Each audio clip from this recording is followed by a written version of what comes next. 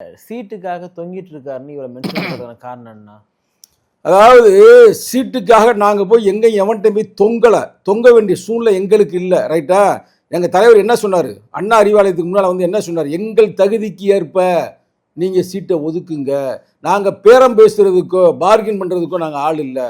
எங்களுக்குன்னு ஒரு தகுதி இருக்குது. நீ தமிழ்நாட்டில் போய் எந்த பத்திரிகையாளர் வேணுமாலும் பேட்டி எடுங்க. நீ ஏற்கனவே தமிழா பாண்டியன்ட்ட பேட்டி எடுத்திருக்கிறீங்களா? அண்ணன் மணிகிட்ட பேட்டி எடுத்திருக்கிறீங்களா? அண்ணன் துரை ரவீந்திரசாமிகிட்ட பேட்டி எடுத்திருக்கிறீங்களா? எல்லா பத்திரிகையாளரும் ஐயநாதன்ட்ட பேட்டி எடுத்திருக்கிறீங்களா? அவங்கள்ட்ட போய் கேளுங்க விடுதலை சிறுத்தையுடைய வலிமை என்னன்னு. அவங்க ஒவ்வொரு யூடியூப்லையும் சொல்லி கொண்டு இருக்கிறார்கள். ரைட்டா?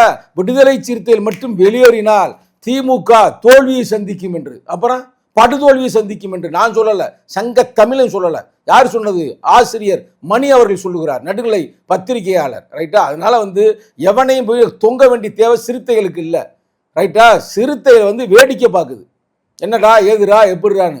எங்களுக்கான தொகுதிகளை தமிழக முதல்வர் தளபதி ஸ்டாலின் அவர்கள் ஒதுக்க தயாராக இருக்கிறார். அப்புறம் இதுக்கு நாங்கள் தொங்கணும்?